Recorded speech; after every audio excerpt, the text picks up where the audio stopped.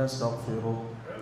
ونعوذ بالله من شرور أنفسنا ومن سيئات أعمالنا من يهد الله فلا مضل له ومن يضلل فلا هادي له وأشهد أن لا إله إلا الله وحده لا شريك له وأشهد أن محمدًا عبده ورسوله أرسله بالحق بشيرا ونذيرا أما بعد فأعوذ بالله من الشيطان الرجيم بسم الله الرحمن الرحيم يوم نقول لجهنم هل امتلأت وتقول هل من مزيد وأزلفت الجنة للمتقين غير بعيد هذا ما توعدون لكل أواب حفيظ من خشي الرحمن بالغيب وجاء بقلب منيب ادخلوها بسلام ذلك يوم الخلود لهم ما يشاءون فيها ولدينا مزيد وكم أهلكنا قبلهم من قرن هم أشد منهم بطشا فنقبوا في البلاد هل من محيص إن في ذلك لذكرى لمن كان له قلب أو ألقى السمع وهو شهيد ولقد خلقنا السماوات والأرض وما بينهما في 6 أيام وما مسنا من لغوب فاصبر على ما يقولون وسبح بحمد ربك قبل طلوع الشمس وقبل الغروب ومن الليل فسبحه وأدبار السجود واستمع يوم ينادي المناد من مكان قريب يوم يسمعون الصيحة بالحق ذلك يوم الخروج إنا نحن نحيي ونميت وإلينا المصير يوم تشقق الأرض عنهم سراعا ذلك حشر علينا يسير نحن أعلم بما يقولون وما أنت عليهم بجبار فذكر بالقرآن من يخاف وعيد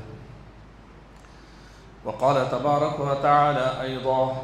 والذين يؤذون المؤمنين والمؤمنات بغير ما اكتسبوا فقد احتملوا بهتانا وإثما مبينا بزرگان محترم، ملت اسلامیہ کے نوجوانوں اور پردہ نشین خواتین اسلام، اللہ رب الجلال ہم سب کا تنہا خالق، تنہا مالک اور ہم سبھی کا معبود حقیقی، ہر قسم کی تعریف و توصیف، ہر طرح کی حمد و ثنا، اور میری اور آپ سبھی حضرات اور خواتین کی ہر ایک عبادت اور ریاضت، ہماری اور آپ کے ہر طرح کی بندگی اور ہمارے اور آپ کے ہر نیک عمل کا اکیلا اور تنہا مستحق رب ہے، معبود حقیقی ہے، جس کی بندگی میری اور آپ کی زندگی کا مقصد ہے، اور جس کی بندگی میں ہماری زندگی کا گزرنا ہمارا سب سے بڑا کمال، سب سے بڑا کارنامہ، اور دنیا و آخرت دونوں ہی مقامات پر کامیابی اور کامرانی کی ضمانت ہے۔ درود و سلام ہو نبی آخر الزمان پیارے نبی محمد صلی اللہ علیہ وسلم کے ذات گرامی پر، جنہیں اللہ تبارک و تعالیٰ نے اپنا آخری نبی و رسول بنا کر دنیا میں بھیجا،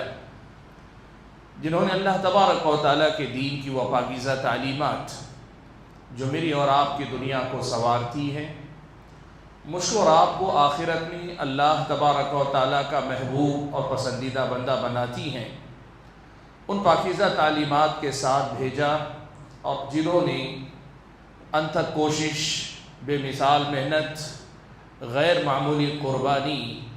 اور انتہا درجے کی فکر مندی کے ساتھ اللہ تعالیٰ کے اس دین کو ہم اور آپ تک پہنچایا،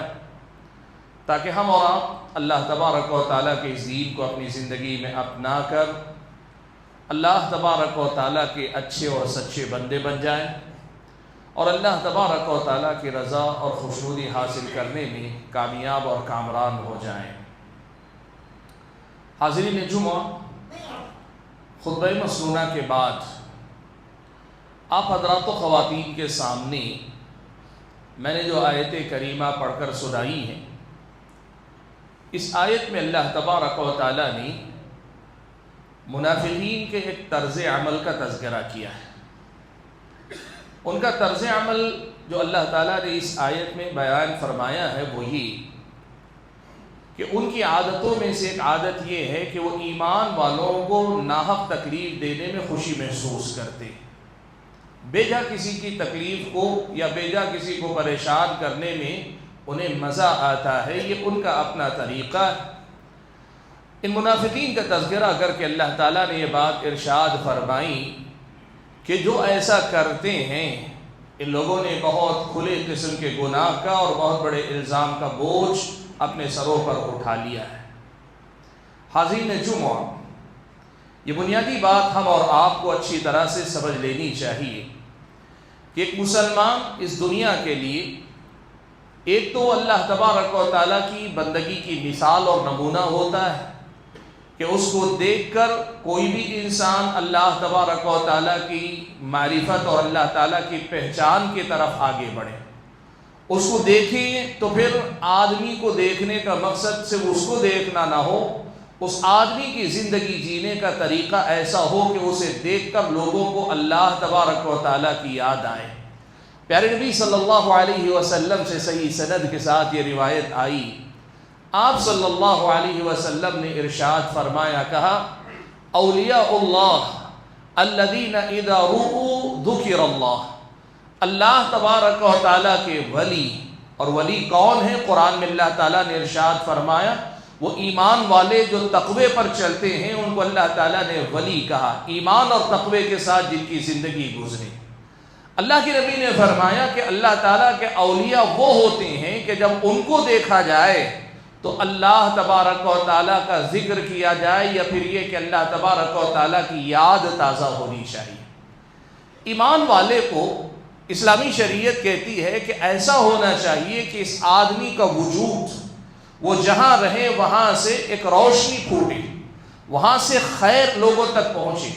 وہاں سے لوگوں کے حد تک، لوگوں کی زندگی تک ہر طرح کا فائدہ پہنچے۔ اہل ایمان کو ایسا بننا چاہیے، ظاہری اعتبار سے بھی، باطنی اعتبار سے بھی، دین و ایمان کے اعتبار سے بھی، دنیا کے اعتبار سے بھی۔ آدمی کے وجود سے دنیا کو خیر ملنا چاہیے، دنیا کو بھلائی ملنی چاہیے۔ ہم جہاں رہیں وہاں ہر قسم کے خیر میں ہمارا حصہ ہو، اور اگر کوئی خیر کم ہے، کسی خیر کی کمی ہو، اس خیر کی شروعات ہماری طرف سے ہونی چاہیے۔ اسلامی شریعت نے ہماری اور آپ کی تربیت ایسے ہی کرنے کو کہا ہے۔ اسی لیے آپ دیکھیے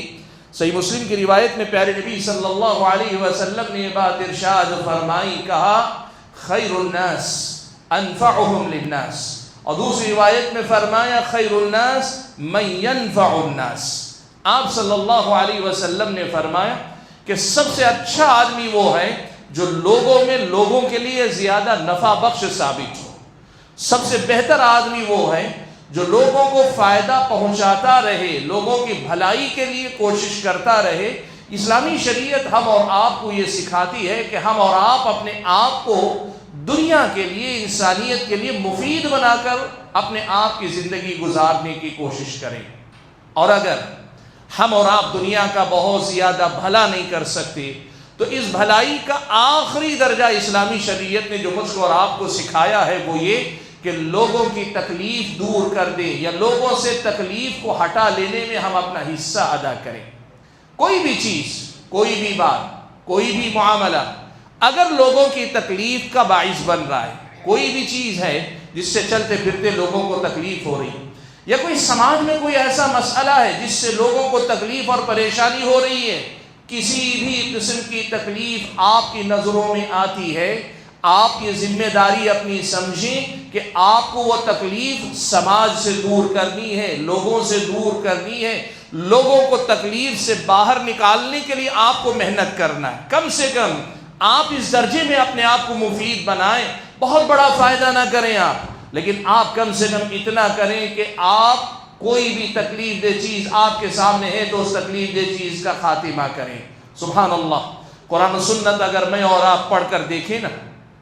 پیارے نبی صلی اللہ علیہ وسلم نے اس عمل کی خاص طور پہ ترغیب دلائی کہ اگر راستے میں کوئی چیز گری پڑی ہے، کوئی پتھر ہے، کوئی گڑھا ہے، یا کوئی گندگی ہے، یا کوئی بھی اور چیز کاٹا پڑا ہے، کوئی لوہا، کوئی میخ، کوئی بھی ایسی چیز جس سے لوگوں کا نقصان ہو سکتا ہے، اگر اس چیز کو ہٹا دیا جائے، اللہ کے نبی نے کہا یہ بھی تمہارے ایمان کی علامت ہے۔ نبی علیہ السلام نے ارشاد فرمایا، اللہ کے نبی صلی اللہ علیہ وسلم نے فرمایا الایمان بضع و سبعون شعبہ، یا دوسری روایت میں کہا الایمان بضع و ستون شعبہ۔ اللہ کے نبی نے فرمایا کہ ایمان کے 60 سے زیادہ یا 70 سے زیادہ شعبے، یعنی ایمان کو اگر بانٹا جائے تو 60 یا 70 خانوں میں اگر بانٹا جائے، اللہ کے نبی نے کہا ان میں سے سب سے اونچا درجہ، سب سے اعلیٰ شعبہ وہ ہے اللہ تبارک و تعالیٰ کے لیے کلمے کا اقرار کرنا، لا الہ الا اللہ۔ اور پھر اللہ کے نبی نے کہا اس کا آخری درجہ کم سے کم یہ ہے اماطۃ الاذی عن الطریق، راستے سے تکلیف دہ چیز کو تم ہٹا دو، تم راستے سے تکلیف دہ چیز کو ہٹا دو، کم سے کم اتنا کرو، یہ بھی تمہارے ایمان کا ایک باب ہے، ایمان کا ایک شعبہ ہے، تمہاری زندگی میں اس کی بھی فکر ہونی چاہیے۔ اور آپ سوچ سکتے ہیں،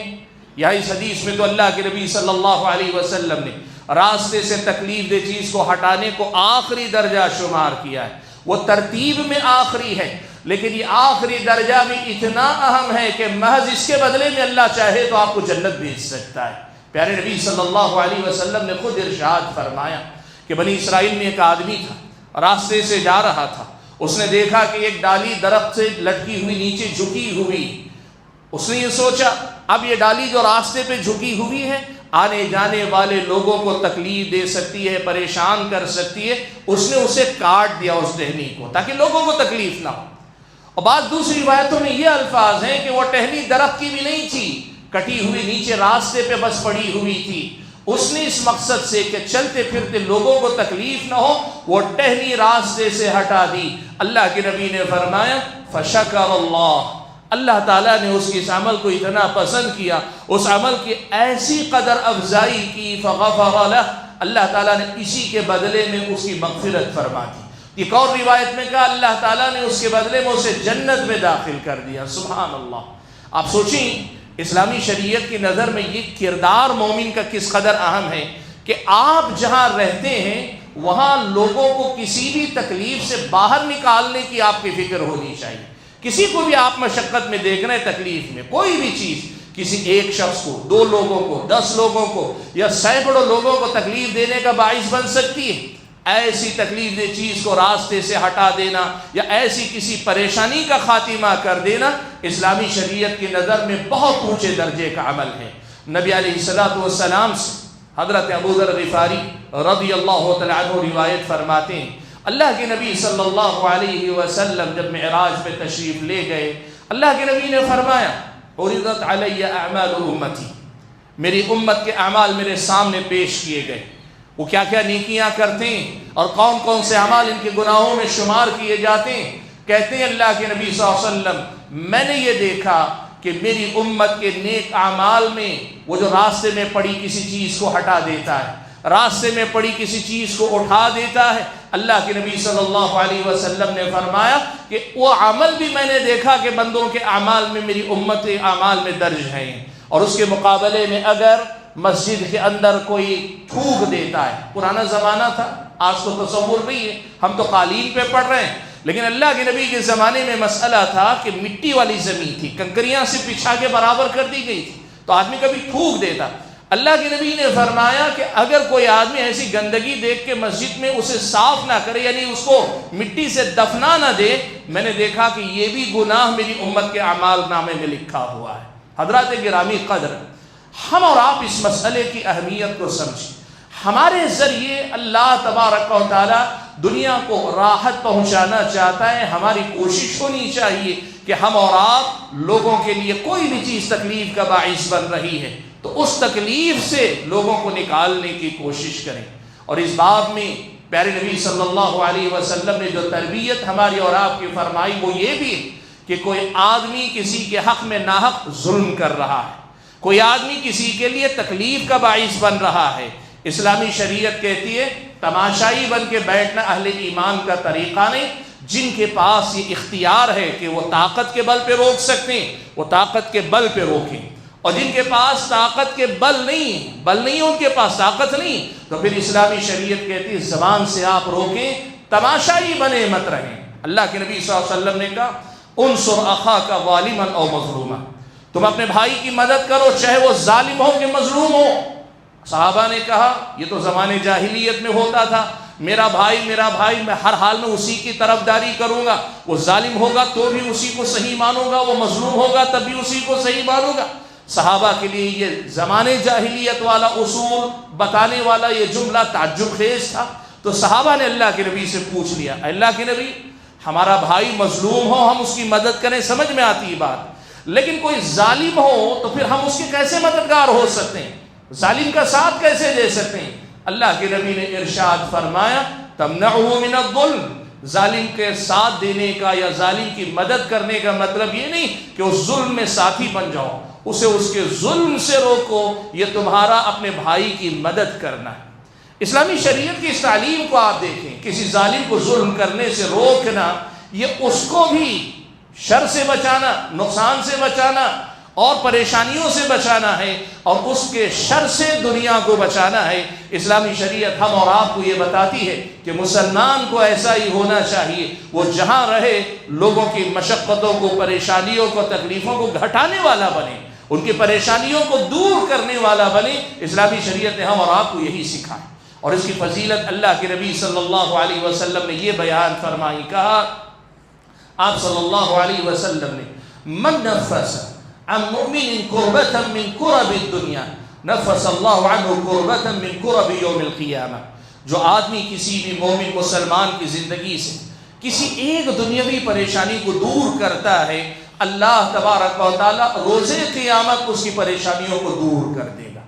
آپ آج انسانوں کے کام آئیں، انسانوں کی پریشانیاں دور کریں، کل رب العالمین آپ کی پریشانیوں کا خاتمہ فرمائے گا۔ یہ اللہ کے نبی صلی اللہ علیہ وسلم کی خصوصی بشارت ہے، اللہ کے نبی کی طرف سے امتیوں کو خوشخبری ہے کہ آپ آج دنیا میں لوگوں کی پریشانیوں کا حل نکالتے ہیں، لوگوں کے مسائل کو حل کرنے کی کوشش کرتے ہیں، کل اللہ تعالیٰ آپ کے معاملات کا ذمہ دار ہو جائے گا، اللہ تعالیٰ آپ کی پریشانیوں کا خاتمہ فرمائے گا۔ یہ ضمانت اللہ کے نبی صلی اللہ علیہ وسلم نے دی۔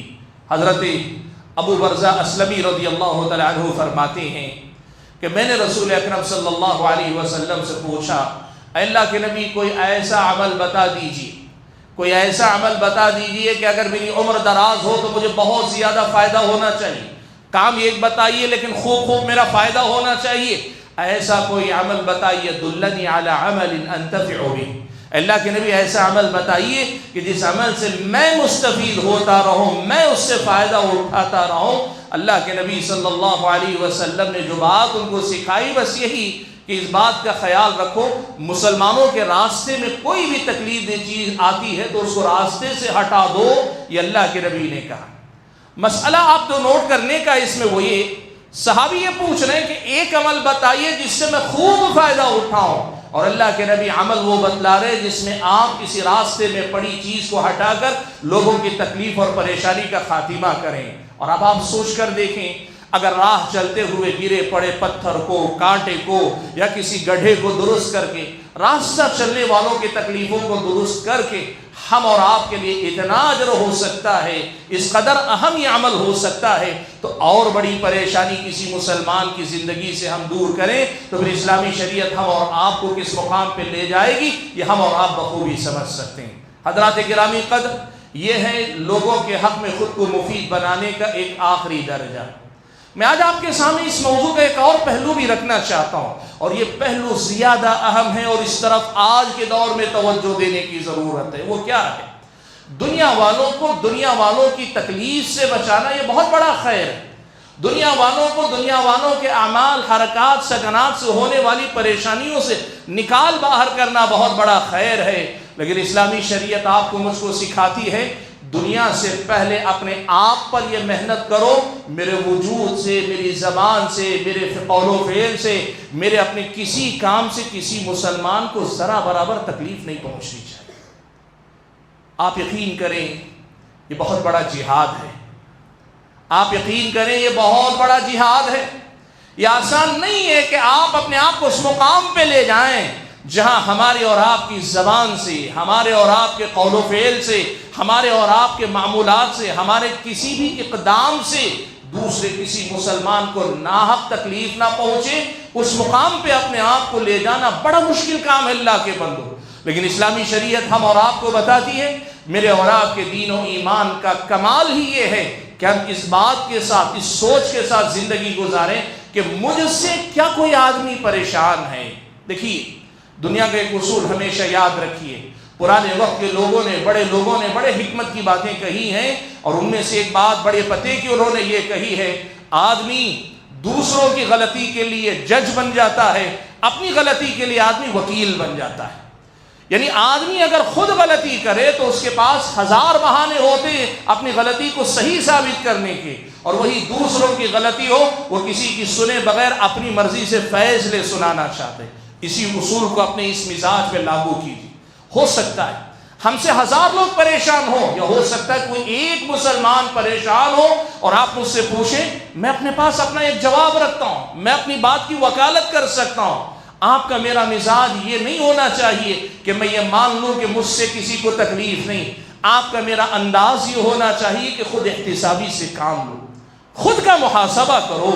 کبھی اپنے آپ کو دوسروں کی نظر سے بھی دیکھنے کی کوشش کرو، کبھی اپنے آپ کو سامنے والوں کی نظر سے بھی دیکھنے کی کوشش کرو کہ کہیں ویسا تو نہیں، میں اپنی نظر میں تو بے گناہ ہوں، لیکن سامنے والے جس نظر سے دیکھ رہے اس نظر سے دیکھتا ہوں تو مجھے بھی نظر آتا ہے کہ کہیں میں نے کچھ غلطی کی ہے۔ یہ ایک ایسی چیز ہے جس پر ہم اور آپ کو محنت کرنے کی ضرورت ہے۔ سبحان اللہ، ایذا رسانی یا تکلیف دینا، دوسروں کے لیے پریشانی کا باعث بننا، یہ اسلامی شریعت کی نظر میں انتہائی بڑا گناہ ہے،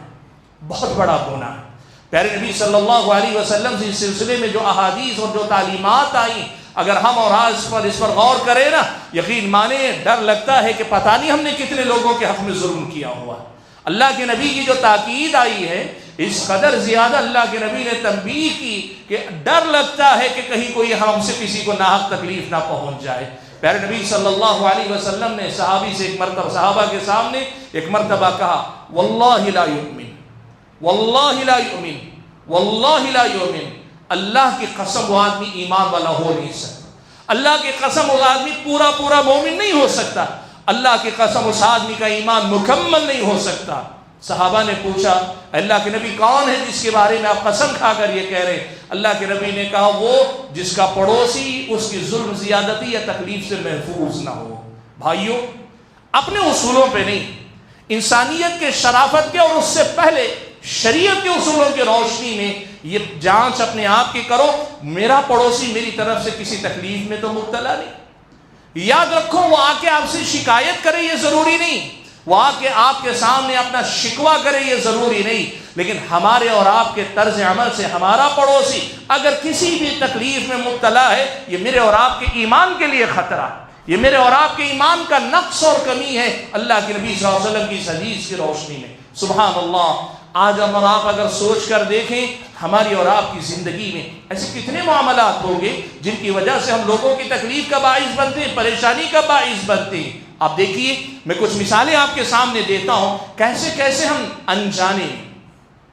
دیکھیے جو ظالم ہوگا اسے پتا ہے وہ جان بوجھ کے ظلم کرے گا، جو آدمی بل پہ چلتا ہے، طاقت پہ چلتا ہے، وہ تو اسی میں اپنا کمال سمجھتا ہے، میں طاقتور ہوں، کوئی میرے سامنے دم نہیں مار سکتا، بات اس کی نہیں، ہم بات ان کی کریں جو انجانے میں لوگوں کی تکلیف کا باعث بن جاتے ہیں، نہ چاہتے ہوئے بھی لوگوں کی پریشانی کا باعث بن جاتے ہیں۔ ایسی مثالیں اگر ہم اور آپ دیکھنا چاہیں، ایک تو ہمارے اور آپ کے سماج کے اندر سماجی برائیاں، سب سے بڑی چیز لوگوں کی غیبت کرنا، پیٹھ پیچھے کسی کی برائیاں بیان کرنا، یا سامنے والا برائی بیان کر رہا ہے تو اسے سننا، اس میں مزے لینا، تھوڑا اور مرچ مسالہ لگانا، آج ہمارے سماج کی عام بیماری۔ اب آپ میں سے اپنے آپ سے پوچھیں، مجھے جواب نہ دیں، آپ اپنے آپ کو جواب دیں، کیا آپ کے سامنے کسی کی بھی غیبت کی جاتی ہے تو آپ کہتے بھائی میں سننا نہیں چاہتا اٹھ کے جاتے ہیں؟ نہیں، سنتے ہیں ہم اور آپ۔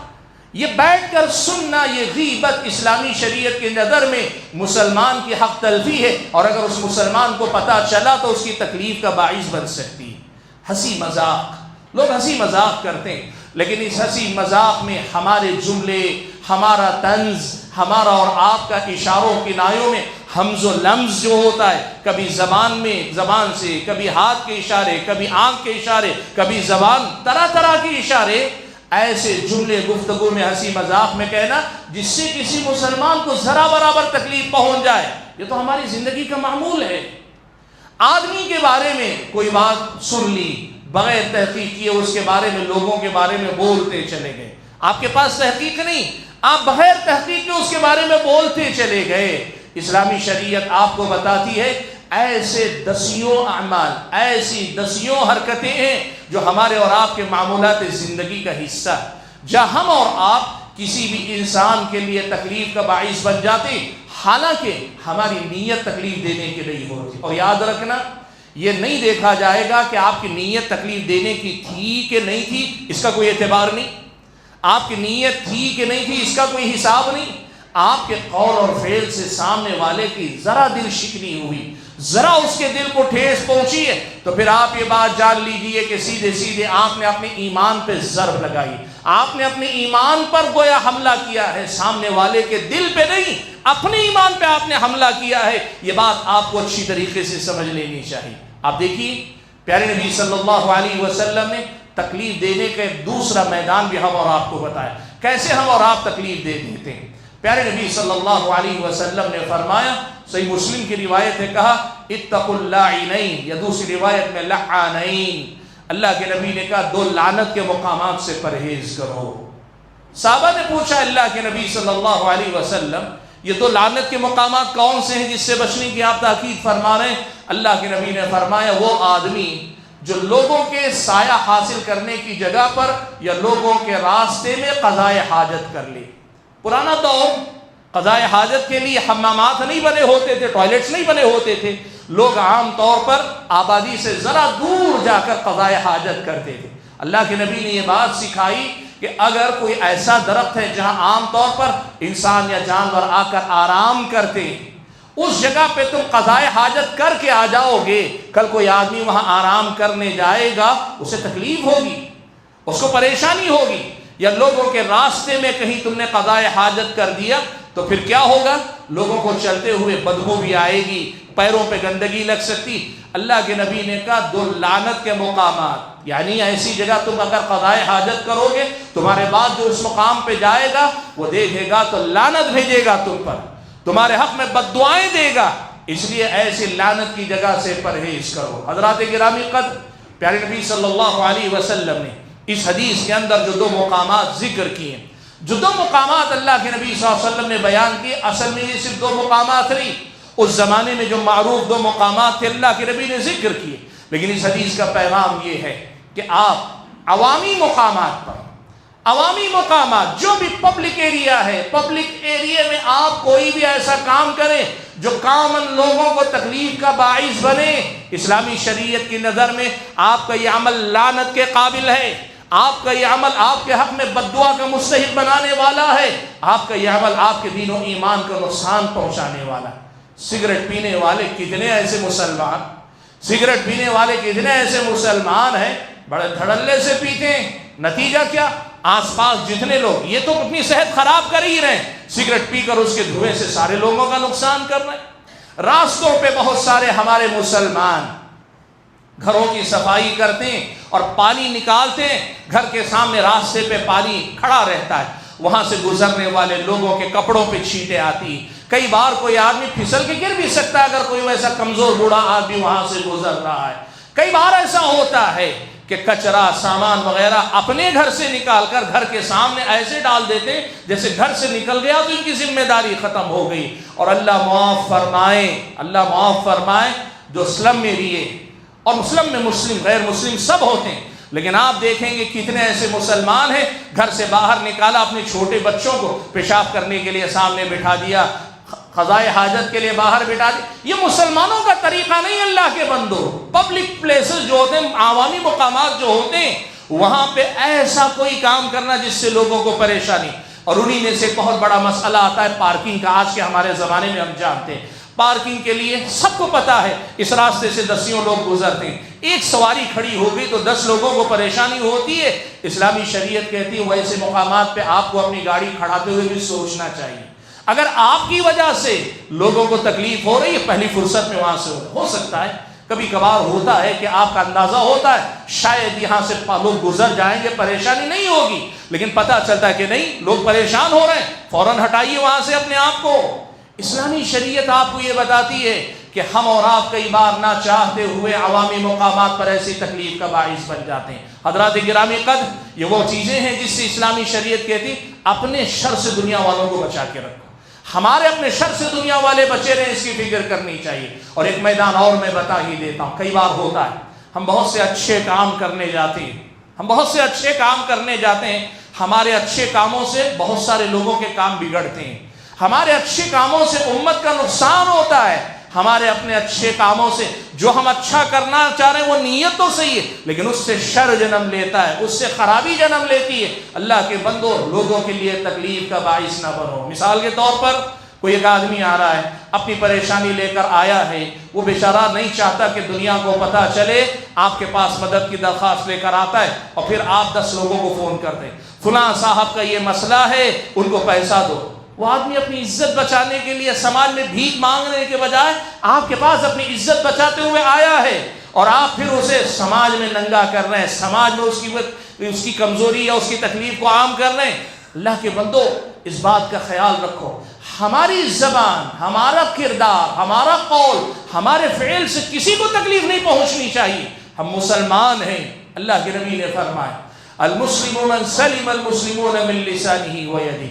کامل مسلمان وہ ہے جس کی زبان اور ہاتھ سے دوسرا مسلمان محفوظ رہے۔ آپ یہ دیکھیے، صحابہ اللہ کے نبی صلی اللہ علیہ وسلم کے پاس آئے، کہنے لگے یا رسول اللہ ان فلانۃ تذکر بکثرۃ صلاتها وصیامها وصدقتها، فلاں عورت کا بڑا چرچا ہے کہ بڑی نمازی ہے اور بڑا اللہ کی راہ میں روزے بھی رکھتی ہے اور اللہ کی راہ میں خوب اللہ کی راہ میں خرچ کرتی ہے، لیکن مسئلہ یہ ہے کہ الا انها توری جیرانها، اس عورت کے اندر ایک خرابی ہے کہ اس کے پڑوسی ہمیشہ اس سے پریشان رہتے، اس کے پڑوسی اس سے ہمیشہ پریشان رہتے ہیں۔ اللہ کے نبی نے کہا ہی فی النار، وہ جہنم میں جائے گی۔ سبحان اللہ، نمازی ہے، روزے دار ہے، کثرت سے اللہ کی راہ میں خرچ کرنے والی ہے، لیکن صحابی نے جب یہ کہا اس کی زبان سے لوگ پڑوسی پریشان رہتے ہیں، اللہ کے نبی نے کہا وہ جہنمی۔ اس کے مقابلے میں صحابہ نے کہا اللہ کے نبی ایک اور عورت ہے، وہ نہ بہت زیادہ نمازی ہے، نہ بہت زیادہ روزے رکھتی ہے، نہ کثرت سے کوئی صدقہ کرتی ہے، یعنی جو فرائض ہیں صرف انہی پہ بس، اس سے آگے نفل عبادتوں میں کوئی بہت زیادہ اس کا مقام نہیں، لیکن اتنی بات ہے وہ خیال رکھتی ہے کہ اس کے پڑوسیوں کو اس سے تکلیف نہ پہنچے۔ اللہ کے نبی کا ہی فی الجنہ، وہ جنتی ہے۔ سبحان اللہ،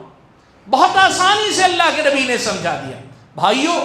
زندگی میں ایک بہت بڑا جہاد ہمیں اس کے لیے کرنا چاہیے ہم سے کسی کو ناحق تکلیف نہ پہنچے، ہمارا وجود کسی کے لیے پریشانی کا باعث نہ بنے، ہمارا وجود کسی کے لیے تکلیف کا سبب نہ بنے، اس کی فکر کرنا یہ ہماری اور آپ کی ذمہ داری بنتی ہے۔ اور میں نے جیسے کہا، خود کے لیے وکیل اور دوسروں کے لیے جج بننے کے بجائے اسلامی شریعت ہم اور آپ کو یہ سکھاتی ہے خود کے لیے جج بنو، اپنے آپ کے بارے میں ذرا فیصلے سخت رکھو کہ کہیں ناحق ہماری وجہ سے کسی کو تکلیف نہ ہو جائے۔ ہاں، سامنے والے سے اگر تکلیف پہنچ جائے کوشش کرو جہاں تک ممکن ہے اس کا عذر تلاش کر لو، شاید وہ یہ چاہ رہا تھا، شاید وہ ایسے سوچ رہا تھا، یہ ترتیب الٹنے کی ضرورت ہے۔ حضرات گرامی قدر، وقت اجازت نہیں دیتا کہ بات لمبی کرو، لیکن جو بنیادی پیغام آج کے خطبہ جمعہ میں آپ حضرات و خواتین کو دینا چاہ رہا ہوں وہ یہ کہ آج کے دور میں